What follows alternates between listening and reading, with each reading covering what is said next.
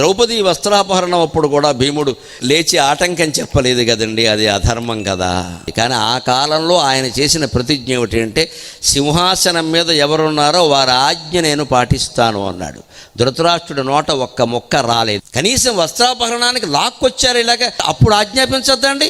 భీష్మ లే, వెంటనే దుర్యోధనుడు నియంత్రించంటే తలకాయ తెగిపోయేది తాటిపండులాగా ఒక్క దెబ్బతో. అందుకోసం చూశాడు భీష్ముడు. మాటి మాటికి ధృతరాష్ట్రుడి కేసు చూడడమే, మాటి మాటికి ధృతరాష్ట్రుడి కేసు చూడడమే. ఈయనేమో ఇలా కూర్చోవడం. అక్కడికి చెవిలో చెప్పేవాడు సంజయుడు భీష్ముడు ఇద్దరు కూడా ఇది జరుగుతుంది. దురదృష్టం అంతే. ఇక్కడ దురదృష్టం ఏంటి? ఎప్పుడు సింహాసనం మీద ఉన్నవాడు, బాధ్యత ఉన్నవాడు తగిన చర్య తీసుకోవాలి. లేకపోతే రాజ్యంలో జరిగే ప్రతి పాపానికి ప్రధానంగా ఉన్నవాడు బాధ్యత వహించవలసిందే. అందుకే కఠినంగా ఉంటారు కొంత. ఎందుకంటే సింహాసనం మీకు అధికారం ఉంది. మీరు ధర్మం కోసం వినియోగించకపోతే దేనికోసం వినియోగిస్తారు? మీరు ధృతరాష్ట్రుడికి పడిన శిక్ష ఏమిటో తెలుసుగా.